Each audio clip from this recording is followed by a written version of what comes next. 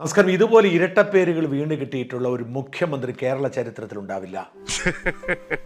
എന്നെ പൊക്കി പറഞ്ഞ് സോപ്പിടാനുള്ള പരിപാടിയാ കള്ളന്മാര്. ആ പട്ടികയിലേക്ക് ഇന്നലെ മുതൽ മറ്റൊരു ഇരട്ടപ്പേർ കൂടി വന്നിരിക്കുന്നു.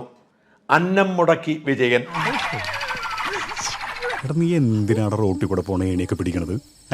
നാട്ടുകാരെ കൊണ്ട് പറയിപ്പിക്കാൻ വേണ്ടിട്ട് സൗജന്യമായി ദുരന്തബാധിത മേഖലയിൽ കൊടുത്തുകൊണ്ടിരുന്ന അന്നം മുടക്കിയാണ്. സോറി, അറിഞ്ഞോണ്ടല്ല, മനഃപൂർവ്വമല്ലേ.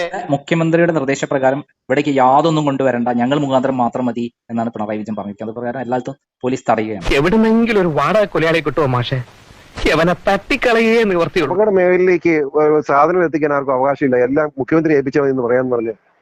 ഇത് എന്തൊരു സങ്കടകരമായിട്ട്. ഇങ്ങനെ എന്ത് പറ്റി? പ്രാന്താണ്. അയ്യോ പൊന്നു മോനെ, പ്രാന്ത് എന്ന് പറഞ്ഞ ഈ സൂക്കേടിനെ കുറച്ച് കാണരുത്. ഇപ്പൊ വണ്ടി പോലീസ് വിട്ട് തടയിക്കുക. ഈ പോലീസ് എന്തൊരു ഗുണന്മാരെ മുഖ്യമന്ത്രി എന്റെ വണ്ടി പോട്ടെ തടയട്ടെ ഞാൻ കാണിച്ചു നോക്കായിരുന്നു. ഇതാണ് ഇവിടുത്തെ വ്യവസ്ഥിതി.